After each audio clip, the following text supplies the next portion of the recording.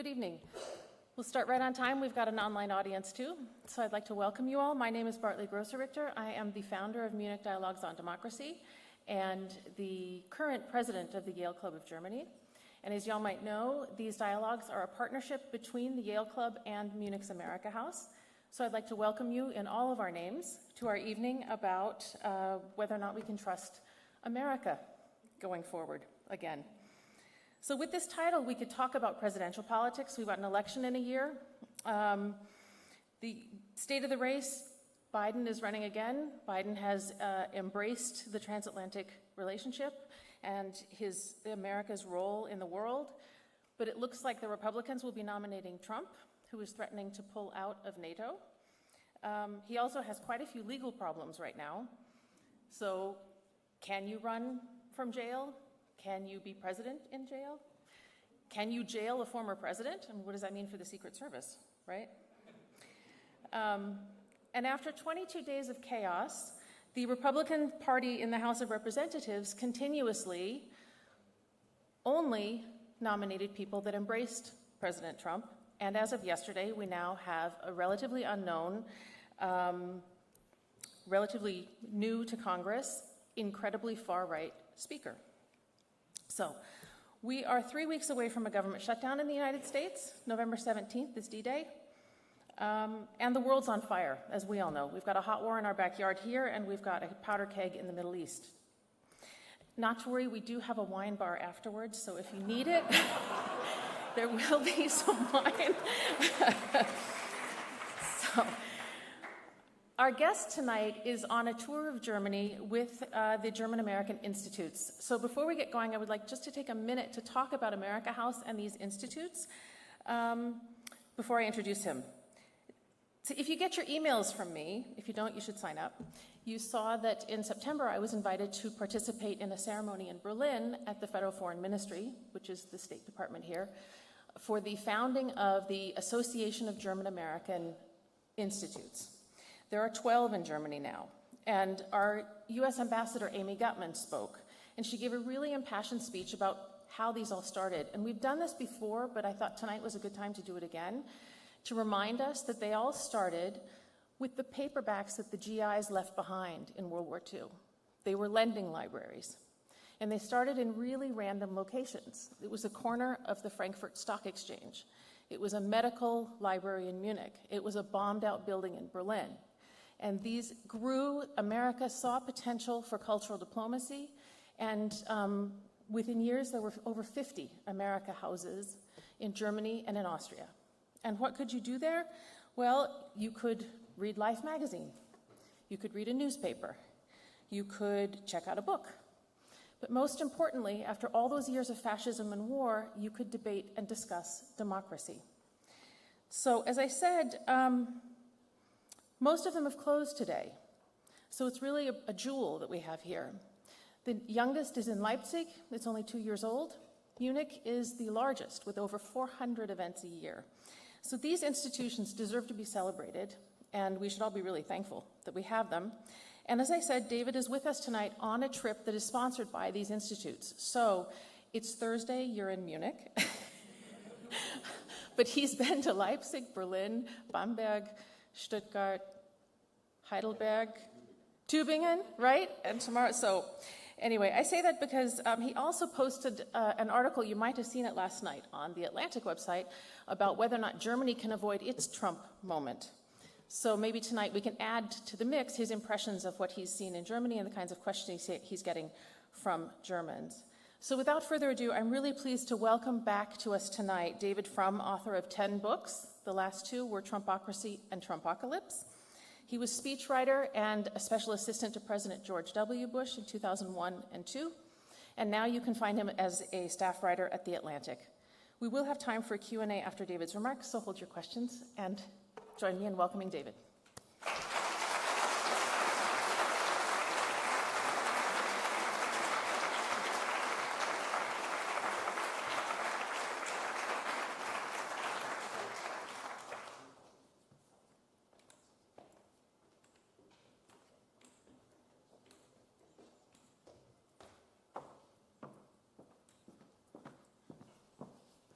Bartley, thank you for that welcome. Thank you for those generous comments about these institutions. And I do want to assure the German and American taxpayer who has funded this trip that they get their money's worth. I have been doing at least, it's a slow day when I do one talk a day. I have been doing, on some days, 2 talks a day. And as you say, it does get a little confusing. It confused me. This morning I took a wrong train and found myself in the middle of the Bavarian countryside with the Deutsche Bahn app trying to figure out it's a great app, by the way. The train, but the app really works. So,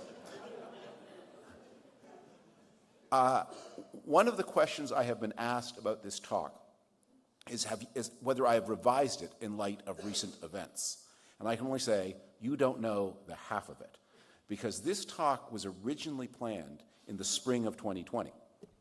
The idea that back then, as I started talking to the University at Freiburg, that I would come in the fall of 2020, on the eve of the election, and use this title, same title, and then it was going to be a very straightforward, simple talk, because in the spring of 2020, even before COVID struck, I was quite convinced that Donald Trump would lose re-election, and that I would be able to come to German universities and give a straightforwardly positive message. Donald Trump would be gone. There would be a big project to rebuild, but we could rebuild. And that was the talk I planned in the spring to deliver in the fall of 2020. But as you know, events intervened. We bumped it for 1 year and then for 2 more. And so I come now with the talk being much more complicated than it was when it was originally planned. And we are here, of course, as Bartley said, at this moment of searing international crisis, so much trouble and sorrow. And if we didn't have enough to weep over with the images of Ukraine, we have seen these terrible images from southern Israel, and now there is impending the threat of a larger regional war with Iran apparently firing cruise missiles in the direction of Israel from its bases in Yemen, being intercepted by an American warship with perfect success, which is the good news. The bad news is that this is happening at all. And we all hope that wisdom will prevail and American strength will prevail and deterrence will prevail, and that we are going to be able to limit this conflict and not have the kind of wider war that the Iranians seem to welcome. But we are all worried about that. And so the question of trust looms large. One of the things we know from the history that is expressed in this building is the story of the 20th century was of the states of Europe trying to achieve security by mutual dominance, each building a more powerful army than the next, each being the first to take aggression because it was always safer to be first than to be second. And that struggle for mutual dominance over half a century left the continent in ruins. And the approach that has been taken since the middle of the last century was to see, can we find security through mutual trust instead of through mutual dominance? Build institutions for pooling security, everybody contributing to the pot something and taking back something in return. You put in money, you get out security, everybody puts in their share. The United States puts in maybe more in the form of military resources, the Europeans put in more in the form of aid and reconstruction, but out of it we get a safer world. And that's the trust that this all depends on. And this trust has been tested. We should never, one of the great things about studying the history of the post-war period is it cures you of any illusion to say there was some better time. There was some better time. All the times have been tense. We are not living in a worse time. But these are our troubles, and we now must face them. So let me talk a little bit tonight, and I am going to be brief so we can have a conversation. I'm going to be brief in these opening remarks about the reasons why you would question the trust, but then the reasons why we can begin again to feel it. There are many things to worry about, more than I had hoped for when I began to plan this talk in the spring of 2020. Donald Trump is going to be back. He is going to be back. It looks like he will certainly be the Republican nominee, and it will be, of course, a competitive election, as they always are in a two-party system. And America's friends around the world can say, look, anybody can be pulled over by the police for drunk driving once. But if you do it twice, it begins to look like you have a problem. And to have a second election with Donald Trump, or really a third, that begins to be alarming. What do you not see? What do you not get that you would try again with this person who tried to make a violent coup against the institutions of the United States? And America set up buildings like this to tell the world about democratic institutions and democratic transition. And now we have had our own experience of a would-be authoritarian leader trying to hold power by violence against the law. We are worried too by, as Bartley said, we have just chosen a new Speaker of the House. As you know, that person, the succession is the President, the Vice President, and the Speaker of the House. And that person came to prominence as one of the architects, not just someone who went along with the Trump coup, not just someone who pretended to, who was a coward, but someone who was a real believer in it and was the principal architect in the House of Representatives. And in this 3-week struggle that the Republicans had, the question they were arguing about is it what attitude was the right one from our party point of view to take during that crisis? And there were people who were false, like Kevin McCarthy, who were actually against the coup but were too cowardly to stand up against it. Then there are people who believed in the coup. Then there was an opponent of the coup who got a chance and was defeated. And finally, they have chosen as their speaker one of the members of the House who with better manners than Jim Jordan, he's a much more attractive person, but was as central to the coup attempt as Jim Jordan was. And that is the leader of the Republicans in the House of Representatives. So that is alarming. And that raises questions about America's commitment to the security of its friends, because the new speaker is one of the most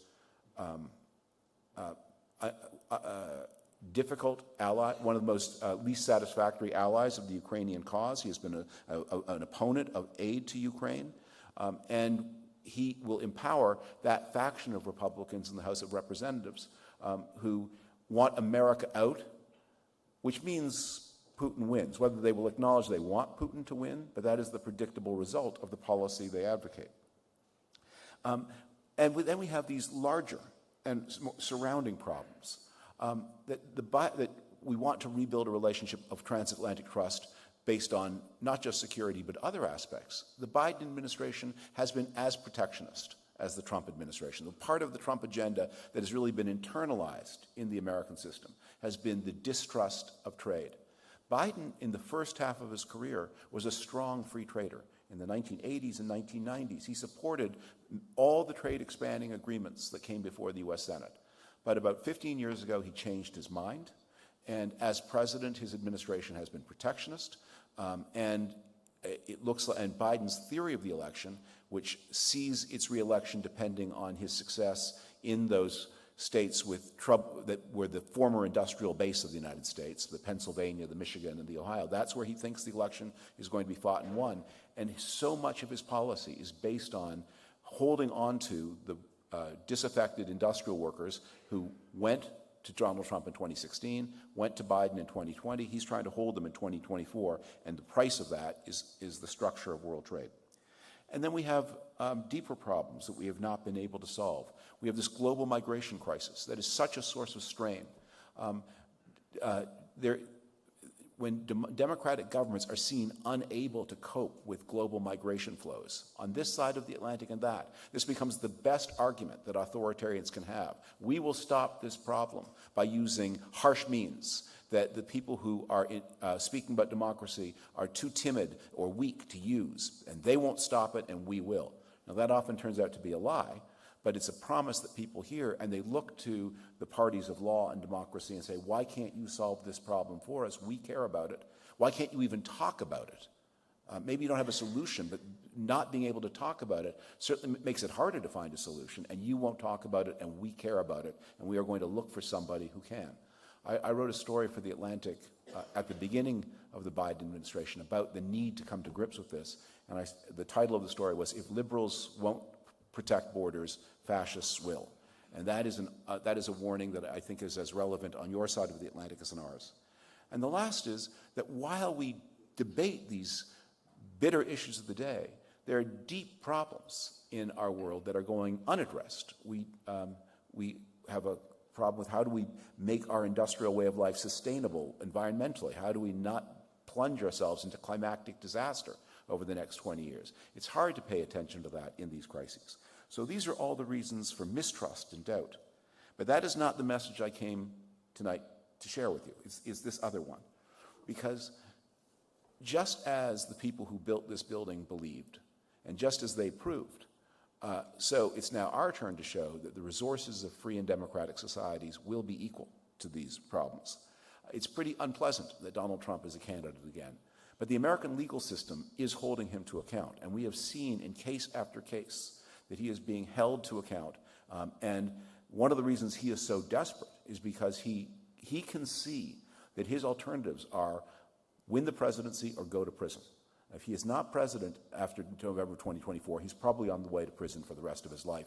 The justice for the coup is coming. And it is going to be hard for him to get into the presidency, because if he does get there, because he has discovered again and again at every turn, every time people get to vote, that the anti-Trump coalition is bigger in America than the pro-Trump coalition. The party of Trump lost the Congress in 2018, lost the House. It lost the presidency in 2020. It lost the Senate in 2021. It had one of the worst off years in 2022 of any party in an out year since the 1930s, since Republicans and Franklin Roosevelt. When you put it to a vote, Americans say no. And the people around Trump keep doing things that make the voters say no even more. As you've been probably following the abortion debate in the United States, we have, as in the aftermath of that debate, or as in the aftermath of the overturn of Roe versus Wade, we have seen states attempt to construct regimes of policing and surveillance of women that have elicited an extraordinary backlash. And that was one of the in 2022, 4 state chambers flipped from Republican to Democrat, which is very unusual for the out party. And in all those 4 cases, the issue seems above all to have been the refusal of the women of those states to submit to the new regime of abortion policing.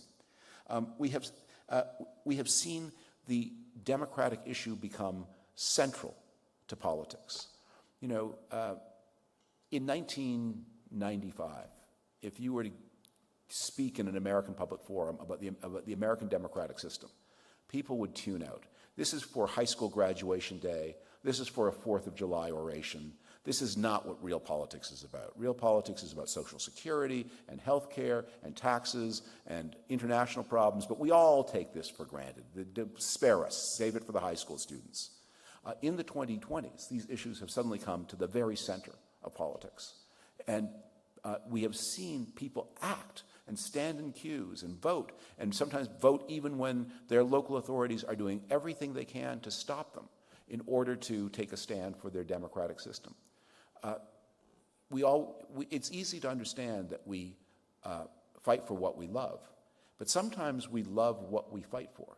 And as Americans have personal experiences of standing in the line, standing in the rain to protect their democratic systems against those who had manipulated, they are discovering each in themselves that they are attached to something that they previously would have said, this is not politics, this is just civics. It is suddenly politics again. I think we have also seen, above all, that the claim that Donald Trump somehow speaks for America, which is the thing that he always tries to insist, is really a lie. His so-called populism isn't popular at all. And although his coalition gets 45% of the vote, what we see again and again is what a weak coalition it is and how many people are ready to drift away. There is in the Trump world, there is a hard core, as there is in every democratic country, of people who really want their will to prevail, whether the democratic system agrees or not. But there are a lot of people who are ready to peel off. And Biden was very successful in 2020, and the right kind of message shows there is a way forward here. One of the things that is Joe Biden's greatest strengths as a politician, unlike many of his Democratic rivals, unlike Bernie Sanders, unlike Elizabeth Warren, he doesn't care how excited you are about him. Biden who has fought probably more elections than probably any politician in American history, when you think about it, knows that on voting day, at every voting station, there's a queue. And at the front of the queue are the people who are so excited that they got there 2 hours early, and at the back of the queue are the people who thought, you know what, okay, I'm still weighing in my mind at the last minute which of these 2 candidates I dislike more. And Biden understands that the votes at the back of the queue count just as much as the votes at the front of the queue. And not only that, they may be more important because elections are not won at the front of the queue. They're won at the back. And he has been able to understand that and to act on it and to put together a coalition that extends across a broad center of American politics. That coalition is not polling very well right now, but that's because right now people are asking the question, am I perfectly satisfied? And the nature of a big centrist offer is no one is perfectly satisfied with it. But on voting day, the question will be posed, what about the alternative? Do you really want to burn this system down? And I think what we have seen is that while many of us as individuals are foolish, our species collectively is wise. And here's the last thing I want to say before we turn this into a conversation. The one thing that I've really changed my mind about since I began planning this talk is the first part of the question, can America be trusted again? Because it's become increasingly evident that politics across the developed world faces the same challenges, the same hazards, and the same threats. You have it in Germany, they have it in France, they have it in Britain. Everywhere we have a substantial minority of our fellow citizens, compatriots, who are willing to discard all the achievements of the post-war era, post-World War II era, and hanker after some authoritarian with false promises. And that's true everywhere. But what's also true everywhere is that people of goodwill can band together in larger numbers to stop them, if they do. So we are all in the same boat, facing the same kind of problems. And what strengthens democratic forces in one country can be a lesson for another. The people on the authoritarian side often call themselves nationalists, but that's not true. One of the things that's really striking is how international they are. They take messages from one to another. When Donald Trump ran for president in 2016 and wanted to use images of the threat of migration, he didn't use images from the American southern border. He used images that came from the German far right. When George Soros becomes a villain in countries that until the far right made him a villain had never heard of him and where he had no presence. The memes, the tones, the technology, the techniques, the slogans, these are shared among all the authoritarian movements. Their so-called nationalist movement is really an international movement in many ways like that of the extreme left in the years before the Second World War.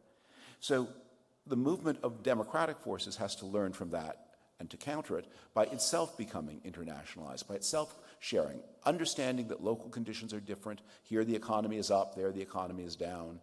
Here the harvest has been good, there the harvest has been bad. Here you have more urban people, there you have more rural people. It will be different. But there will be enough lessons learned, including lessons of mistakes to avoid, that each can strengthen the other if we work together. So the question as we face the challenges ahead, standing by Israel's side as it fights a very ugly war, helping Ukraine with the most expensive reconstruction project maybe the world has ever seen, at least since the Marshall Plan days, strengthening democratic institutions in the established democracies of Europe and the United States. As we face this together, I think the question we all need to ask is, can we each of us trust ourselves? And I think the answer to that question is yes. And even if you disagree, the important thing to understand about all of these conversations is what we need from ourselves is not predictions about the future, but commitments. And whether you believe it or not, whether you feel it or not, whether you're an optimist by temperament or whether you're a pessimist by nature, you need to act as if you believed, because unless you act as if you believe, your belief will never be true. Thank you, and let's have a conversation.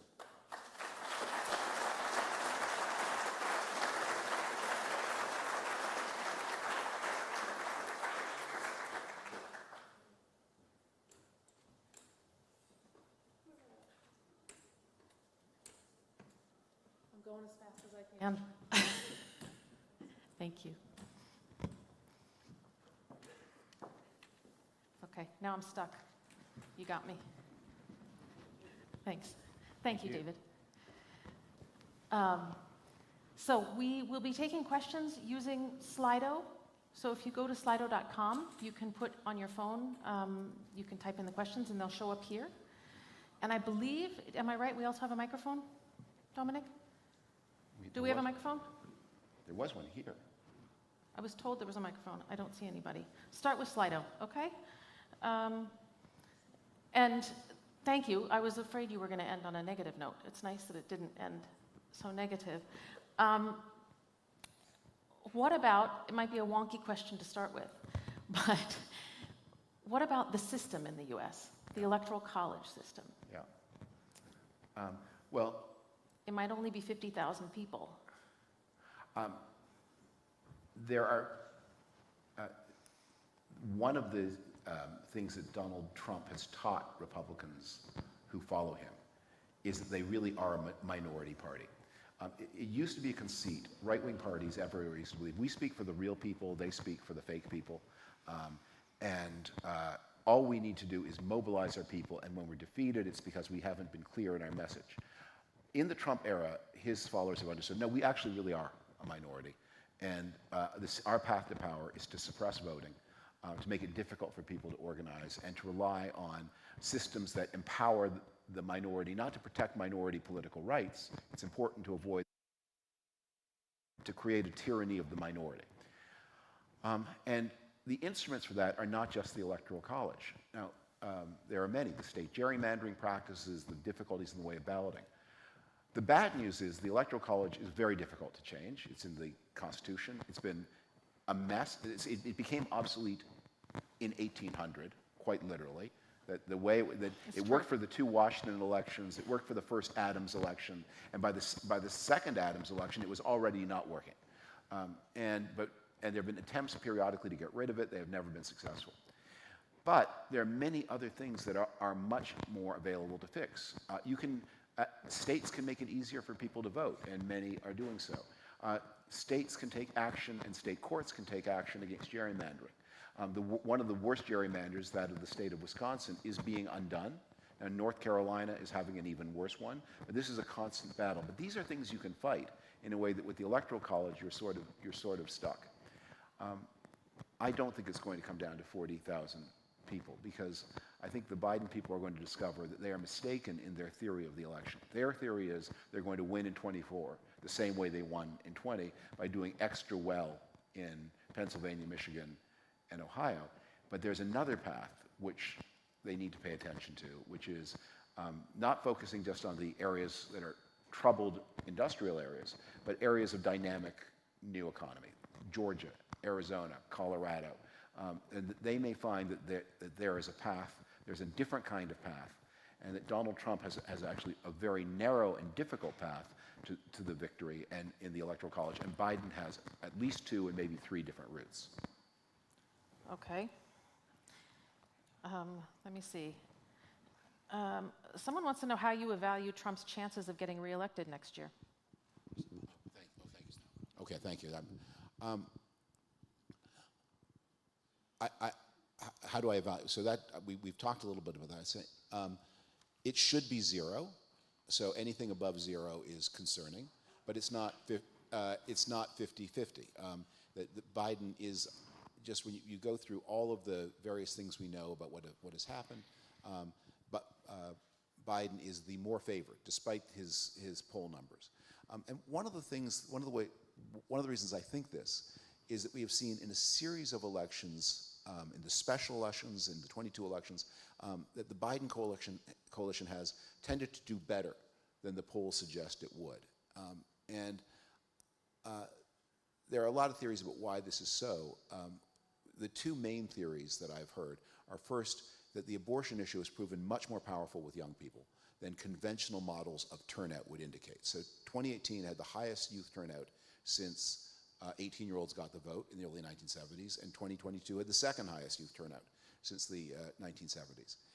Another thing that may be going on is the anti-Trump vote appeals to some of the most conscientious people in American society, the people who are most concerned about civic institutions. And they are the people who are most committed to the voting process. Because you always, when you do a model, when you do a poll, you always have to say, what is a voter, and then what is a likely voter, and you never quite know. There's a lot of art in polling. And what happens if one candidate is doing well with the likeliest voters, that's a secret superpower that may not be captured in some of the conventional polling. It's true. I know people who voted for Biden that still won't tell anyone they voted for Biden. Yeah. It's true. So let's see. Can you make any predictions on what potential second term will look like? Oh, should Trump win next year? Yeah. Yes, I can. We do have wine afterwards, yeah? Okay. This is going to be a little scary, but I don't normally like predictions, but this is one I'm quite sure of. You will read in many thoughtful places predictions about his Trump second term that talk about policy, that talk about who will he appoint.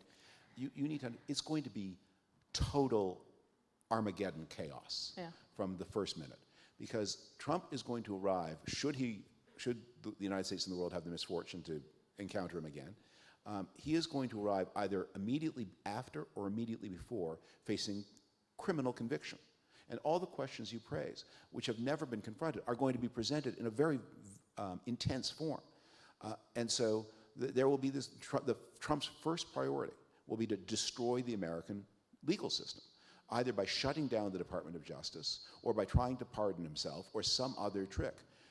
And all of these things are almost certainly, I mean, they're unprecedented and they're probably illegal.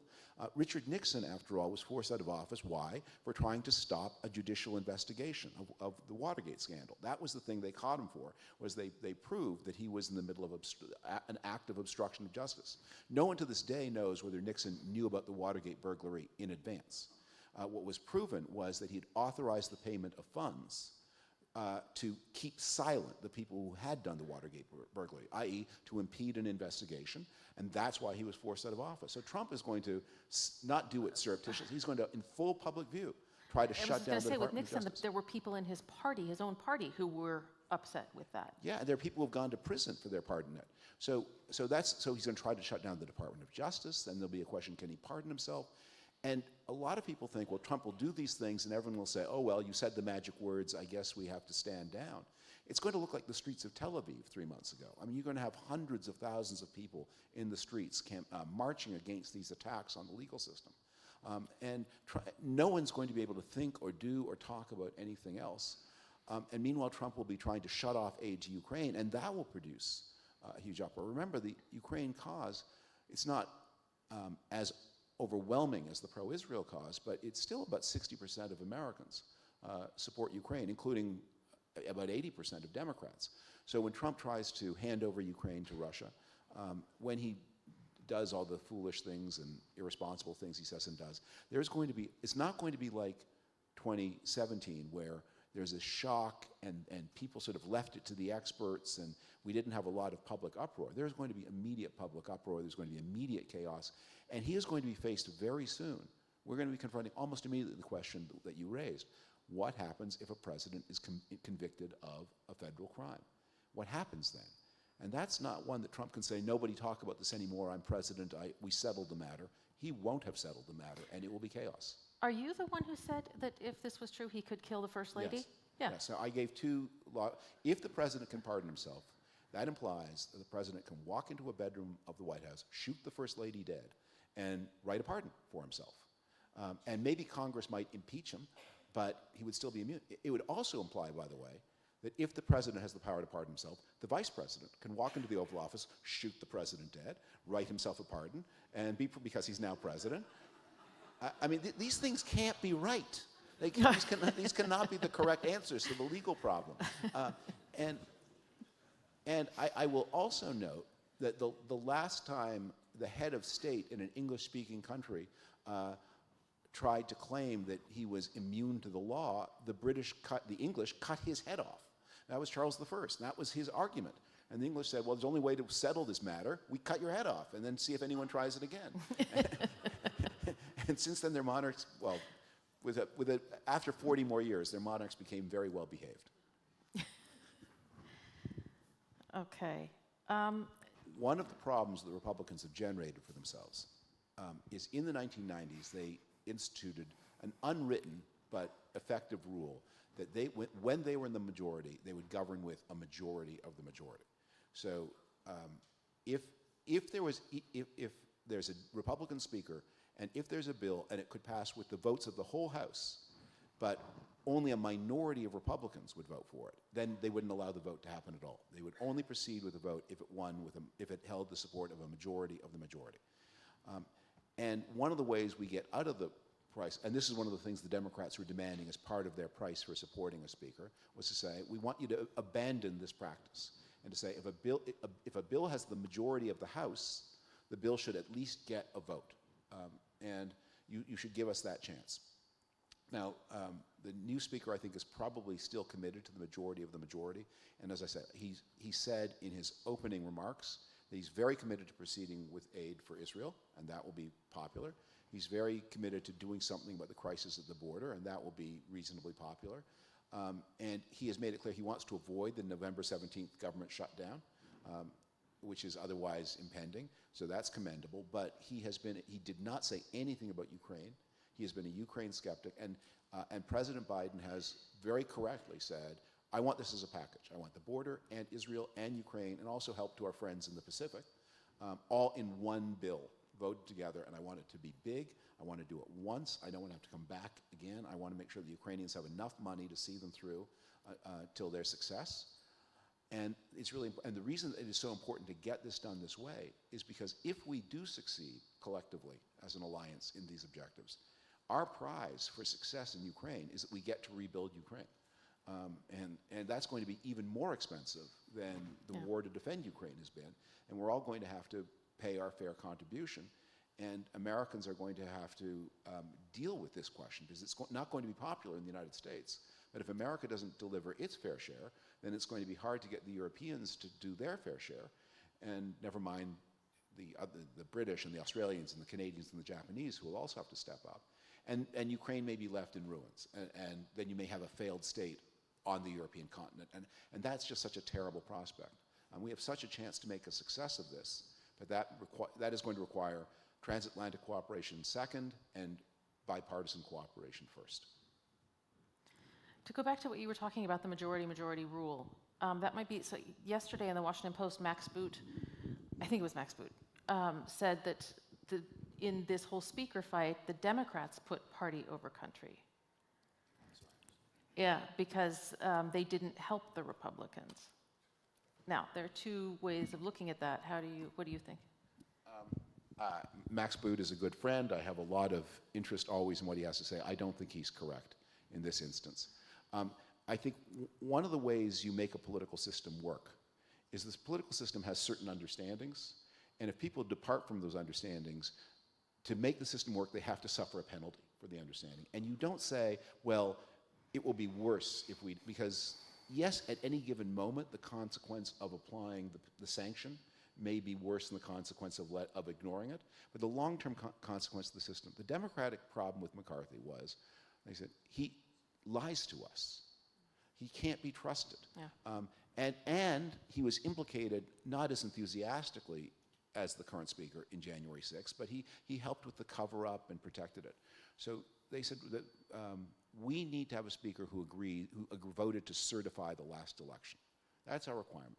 And we ideally want the end of the majority rule, but our bottom line, if you want our vote, you have to vote to recognize the validity because of the election. Because it can't be that we recognize the validity of the elections you win, and everyone who's in the House is there because of an election in 2020, or last year they were. And no one in the House said that the same ballot which elected the Republican House in 2020, that ballot was invalid. They said only the part that benefited the other party was invalid, not the part that benefited them. So, well, that can't be the rule, that we respect your wins and you don't respect ours. We have to respect each other's wins. Yeah. And so I think that they were trying to say, you can't make us such chumps that we are responsible for making the system work. You get to be irresponsible, and we are always cleaning up your mess. So I can see the logic of what Max was saying, but I think if you think about from the larger logic of system maintenance, they had to exact the price, even if the later consequences are more difficult. Now, 5 people want this question asked. It's one that I get asked a lot, and I have a very strong opinion on it, but it's about age. About? Age. Yes. Both of the candidates, one's going to be 80, the other is 78. Yes. And the question is that? Why? Well, the question is why are elected officials so old now? I don't know if that's really the question. Yeah. But is it a problem? Look, Or is it a risk? Yeah. it is a risk, of course. So we can all see, and we can see it in both men. If you watch a video interview with Donald Trump from the 1980s, he had a much larger vocabulary then. He didn't mix up countries. Trump has had a real decline. It's visible. And you can see that Biden has not lost acuity, but he has certainly lost energy. And you can see that he fades. He gets tired. You can see that. So those are both issues. But I think it's also true that in any election there are human factors in the candidates. I mean, would it have been better if John F. Kennedy were not addicted to painkillers? Yes. Would it be better if Lyndon Johnson were less pathetically insecure? Yes. Would it be better if Richard Nixon had a code of integrity and honesty? Yes. You go through the list. If Gerald Ford had been a better speaker, you go through the list that everyone could be better. If Bill Clinton were happy in his marriage, would that have saved the world a lot of trouble? Yes, that would have saved the world a lot of trouble. So this is our particular burden, but it's a kind of abstract question, because the one choice I do not have is 60-year-old Joe Biden. That guy is not available for the presidency in 2024. Yeah. So my choices are these two, and I think that's a pretty straightforward choice. That's my answer, but it was your question. So that doesn't mean you can't complain about it. It just means you need to keep the problems in perspective. I think that you can have all the complaints, but it's going to be a binary choice, and you have to choose the better choice. Okay, here's an interesting question, and that's something I would like to talk about too. Third-party candidates, like Robert F. Kennedy, or no labels. Yes. So it's important to understand what's going on here with the third-party candidates. That Donald Trump may not get it, but he may. But the people who are funding him get it. He's stuck at 46%. Donald Trump is not, if you look at this, there have been 6 elections from the year 2000 to the year 2024, 12 major party candidates. Stack those candidates by their share of the vote. John McCain, who ran into the terrible year of 2008, is at the bottom, but Trump is second from the bottom and third from the bottom, and he got 46% of the vote both times. He got less than John Kerry, he got less than Al Gore, he got less than Mitt Romney, and of course he got less than Hillary Clinton, none of whom went on to have the title of president. So the people in his group understand you're not getting Trump above 46, maybe above 46% of the vote. But what you can do, because the Democratic coalition is bigger but more fissile than the Republican, you can pull away little pieces of it. And if you can pull away a point for Robert Kennedy, if you can pull away a few thousand votes for Cornel West, if you can pull away a point or two for Joe Manchin, obviously none of those people are going anywhere in their political careers. And most of them, maybe not Robert Kennedy, are sane enough to understand that. But what they can do is they can pull away pieces of the Biden coalition, and that's the strategy, and that's the only strategy for Trump that's going to work. Pull away enough pieces that you can either tip the election to the Electoral College, or backup plan, throw the election to the House of Representatives, because as you know, that if no one gets a majority in the House of Representatives, then then the House of Representatives votes by state blocks, and whichever party controls more states can pick the presidency. And so I think that is the plan. That's what all the third-party candidates are about, is finding different pieces. And the Republicans tried this in 2020 a little farcically with Kanye West, and that 2016 with the American Green Party, which is nothing like your Green Party, who are nice people. That has been the method, is to try to splinter the Democratic. What do you think the danger is?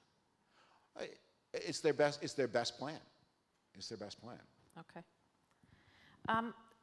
Even if Trump loses the next election, there are many people in America that share his radical beliefs. So how can well, this is how can America be trusted with such a divided society? Yeah.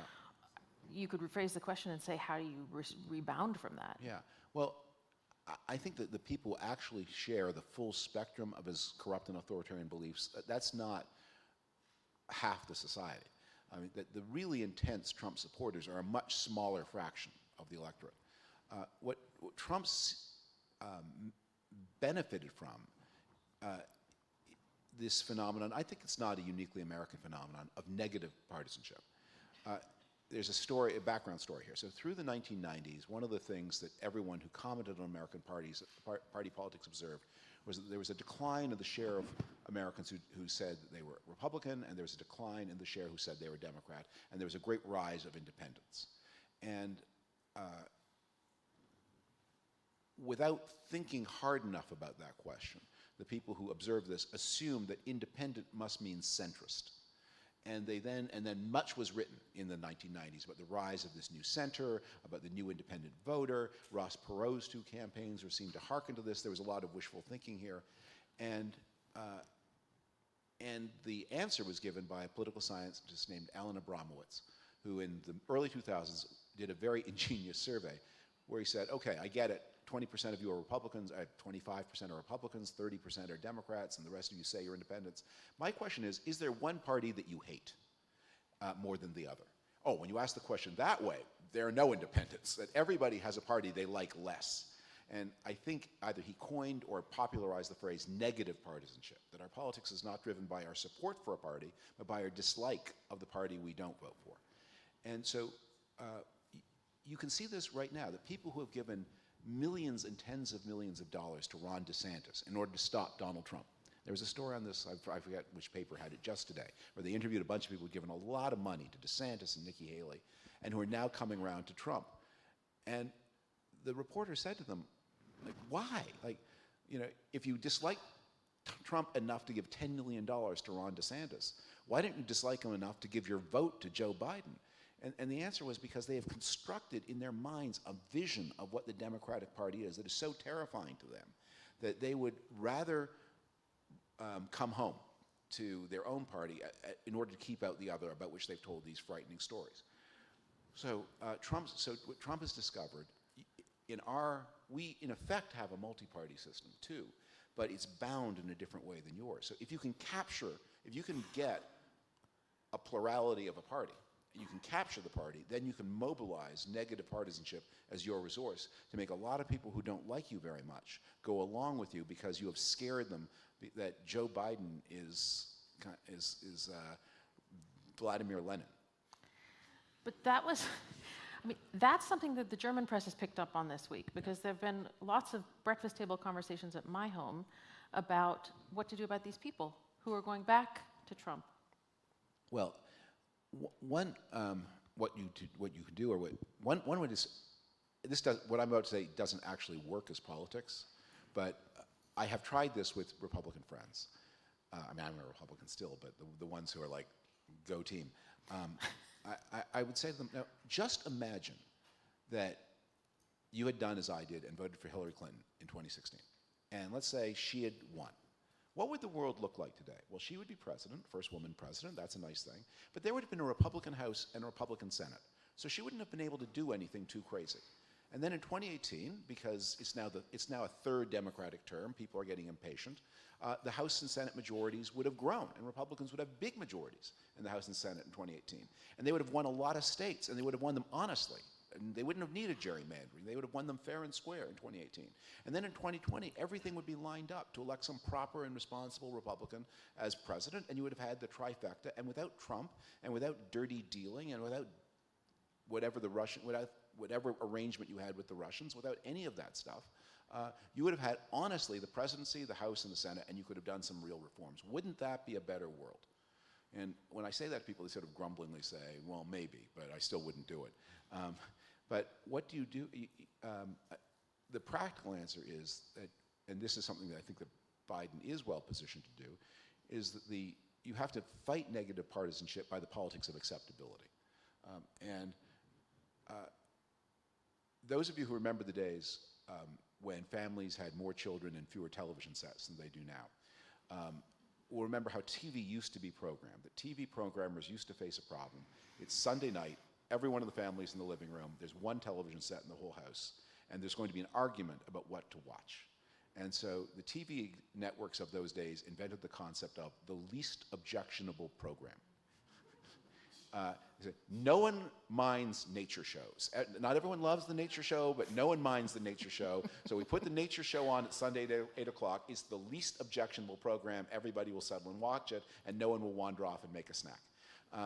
And I think Biden is a walking, talking, least objectionable program. And that's the thing, and that's going to be his message, is to say, I'm acceptable, I'm not scary. You can't let these people, you can't let these partisans for their own ends persuade you to do something wrong because I'm so scary when I am so visibly not scary. Yeah.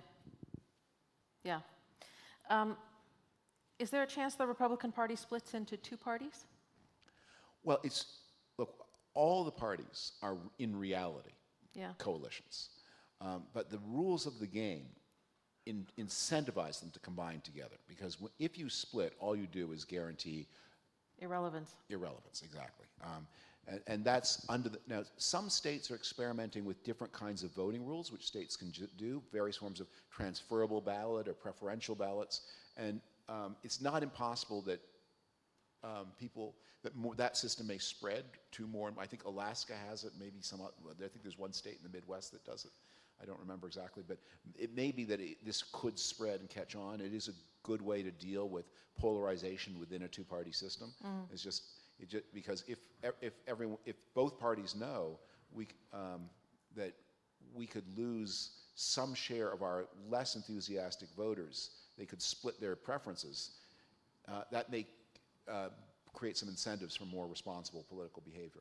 So those are things that could happen. I don't think you get the outright split unless there's a very precise issue. On Ukraine, the Republican Party is effectively split.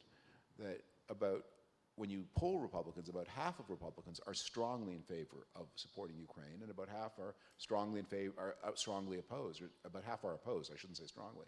And there is a party split over that issue. And it could become an important, right now it's not a really important fact of general politics, but it might become one. Are there any arguments for voting for Trump that you relate to or you're able to understand?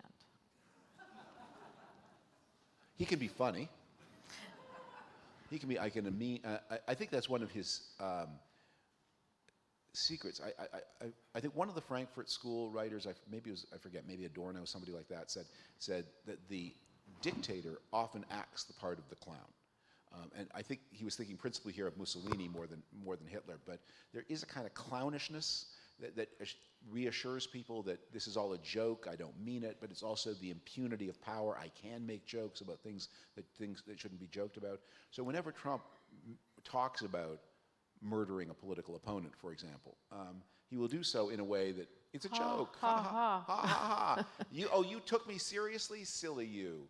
You know, I just kid about murdering my opponents all the time. It's hilarious. So there is that. No, I mean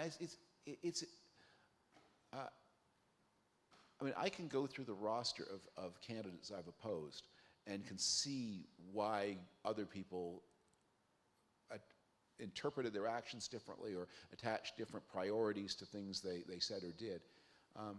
But Trump is both when you read the Founding Fathers' writings on the presidency, they saw him coming a million miles away. Yeah. And they describe I think Alexander Hamilton has an essay about the man of desperate fortune who seeks to repair his economic losses by taking the presidency and then by making these false and easy appeals to people with their most negative emotions. They saw this man coming, and the whole constitutional system was designed to stop him. So it didn't work.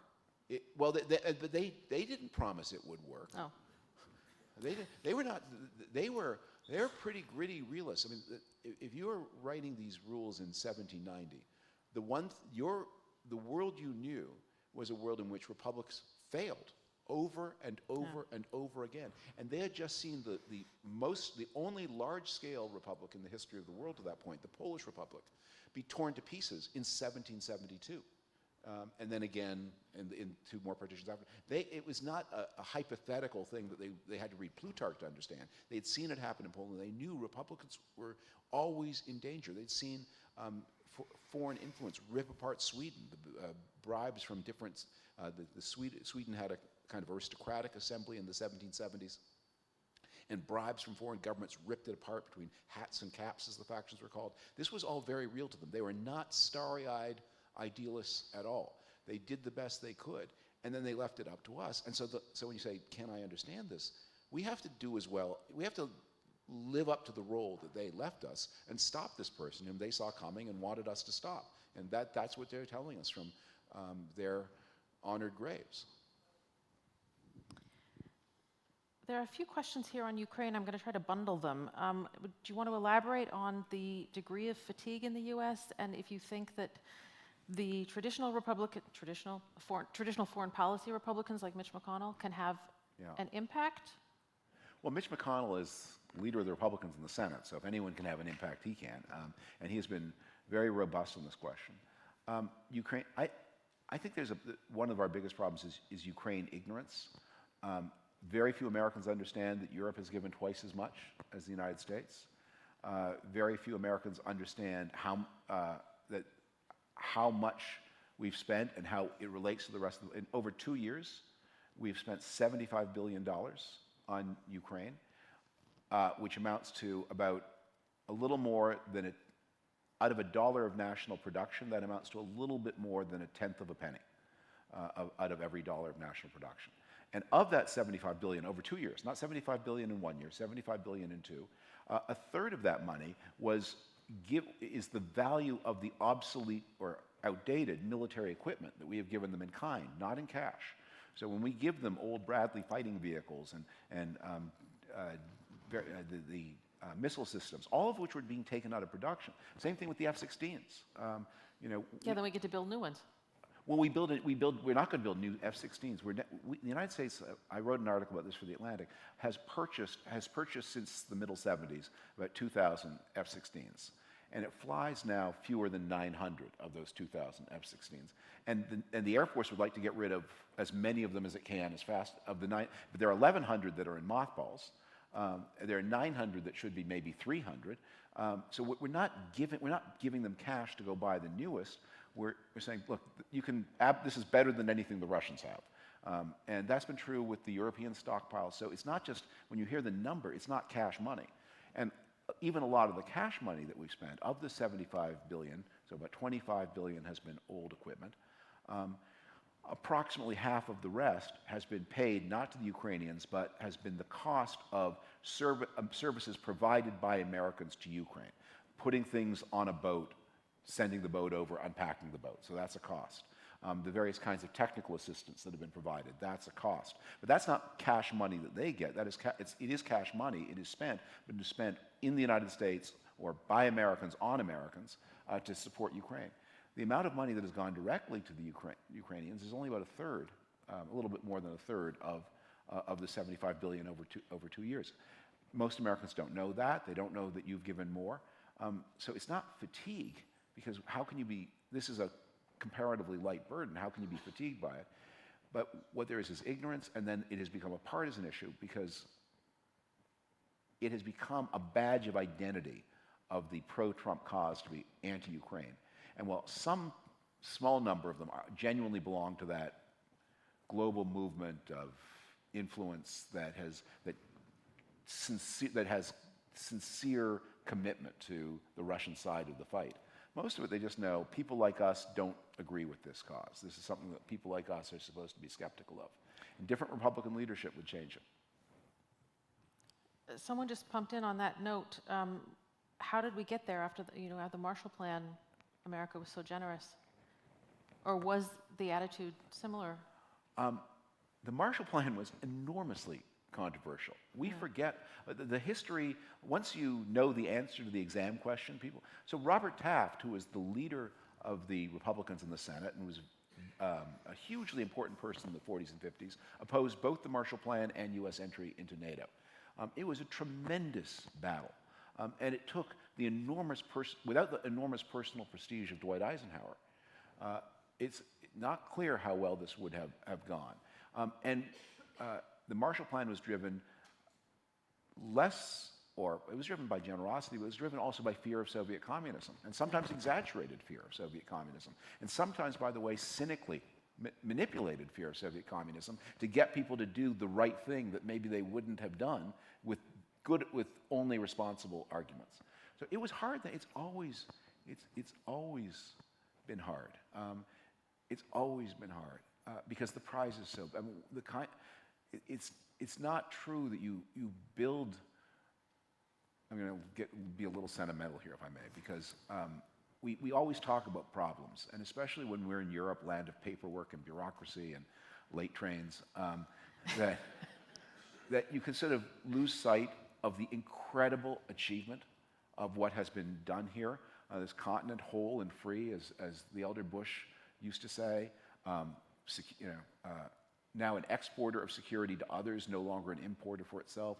These achievements, this extraordinary standard of living, progress against diseases of all kinds, we put enormous successes in our pocket. If you could have told people in 1987 that the Cold War would end bloodlessly, and then told people in 1989, and not only would it end bloodlessly, but all the Soviet nuclear warheads would be secured so successfully that nobody ever remembers anymore that it was once considered the biggest problem in the world, how to secure those warheads, and it was done. These achievements were not light work. And I sometimes, when I'm in my more sort of metaphysical moments, think that maybe one of the reasons that God sends tribulations to us is so that we will better appreciate the achievements of those who overcame the tribulations of the past, because otherwise we will just be too smug and think we are smart, and when we are just later. Okay. Now I have to apologize because it's 8 o'clock now. I have lots of really good questions here. I think we have time for like one or two more. So apologies if not, but we can. I'll save them, and maybe we can deal with that in a written form later. Someone is asking about the NatCon's characters like J.D. Vance and Josh Hawley. There are quite a few personalities that make the news here. Yes. What's their influence? Oh, that's the question? No, There's a lot to say about that subject. Yeah, no, that's right. I want to more specific. Since it's 8 o'clock. Okay, so I know J.D. Vance very well. In fact, J.D. Vance had his first byline in a website. It was a pseudonym, but the first article I think he ever published, he published in a website I ran. And so that lies on my conscience. And I kept that, by the way, I kept that secret for a long time. When he ran for Senate, he faced a problem that American politicians often have, which is there's much more money in your super PAC than there is in your campaign. But it's hard for them to communicate. So how do you share information? Well, one way you do it is you create a kind of like what the spies would call a Dropbox. The super PAC gets information and leaves it somewhere public where theoretically anybody could see it, but it is hoped that only the campaign knows to look. So the super PAC did opposition research. You do your own self-oppo, as it's called. So they did opposition research on J.D. Vance to find everything negative that could be found about him. And one of the things that they found was that he, under a pseudonym, had published 12 articles on a website run by that arch rhino, David Frum, back in the early 2000s. And many of them saying things that are similar to the kinds of things I'm saying now that he once agreed with, including in defense of the Iraq War. Because he was, like John Kerry, he was for it before he was against it. Anyway, this Politico found it and they published it and it became a story. So I then felt, okay, now that it's been out, I'm now liberated to talk about it. But there is a lot, the idea of let us beat back demands for social change by appealing to reactionary nationalist feelings is not a great innovation in the history of political science. Other people have had that idea before, and it never goes well. Whenever you press them for anything concrete, they have nothing to offer. There's no, it's vaporware, it's gas, we should be a pro-worker party. Well, okay, what specifically does that mean? And then it always turns out to mean we're going to appeal to prejudices and dislikes. It seldom means, and to the extent it means anything concrete, it means protectionism, which is not going to be in the favor of any but a handful of very targeted workers, because protectionism is a tax on consumption that makes the cost of living more expensive for most people. But the kinds of emotions they tap are important in the Republican world. For the time being, thanks very much to Mitch McConnell, the influence has been limited. Their top goal has been to thwart assistance to Ukraine, and in the Senate especially, they've been very unsuccessful. But this battle over this is a problem that you in Germany know well.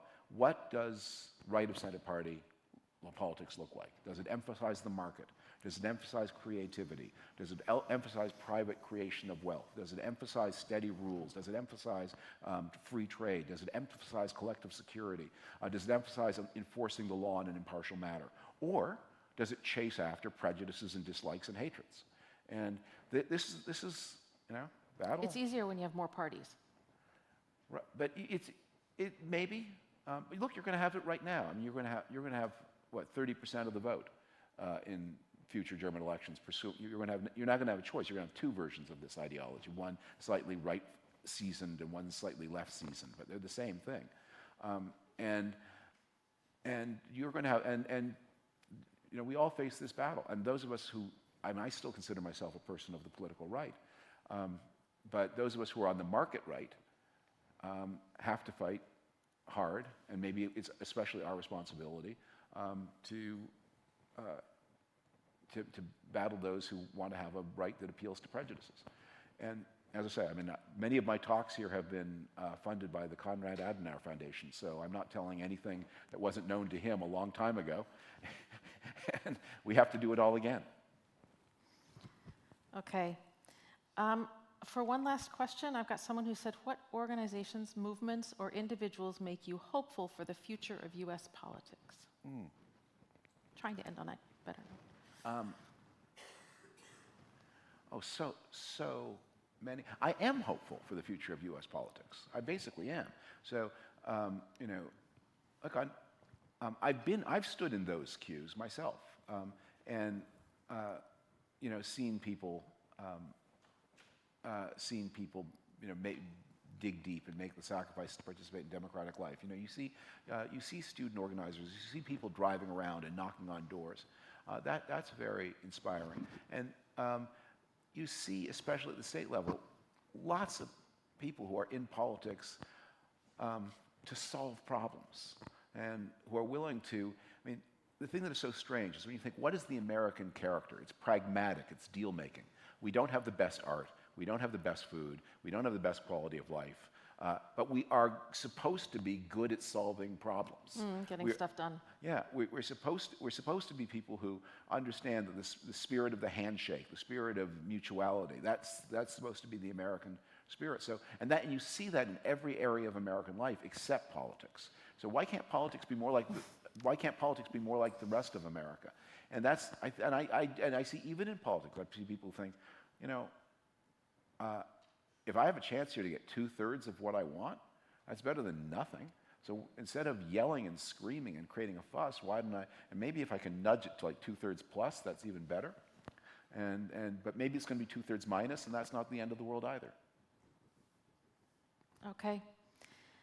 In closing, I'd like to go back to that ceremony in Berlin that I was talking about before, because in my speech there, I told this room full of transatlantic celebrities in Germany how and why we started Munich Dialogues 5 years ago. And with all of the authoritarianism and extremist movements, I think that you are all here for the same reason that I'm here, and that's to try to do our little bit to counter these trends. And in case your ears were ringing, I actually closed up there with a quote from David, because he was here in 2019, And his last book, Trumpocracy, ends with a chapter called Hope. And he told us that Trump has actually given us 4 lessons, and I think they're worth going over again. One of them is a rediscovery of the preciousness of truth, a renewal of disgust for those who join power to cruelty, a reminder that a bully is a coward, and most importantly, a surge in civic spirit that the thought that I must become a better citizen. And that thought is very much what drove us to start Munich Dialogues, and I know it's what drives the work of the Transatlantic Institutes in Germany and amerikahaus here in particular. I want to say at this moment then thank you to Dr. Maike Zwingenberger and to Dominik Rabe and the team here, and to the fabulous tech guys in the back. We always have to clap for the ones who do all the work. Thank you. Right?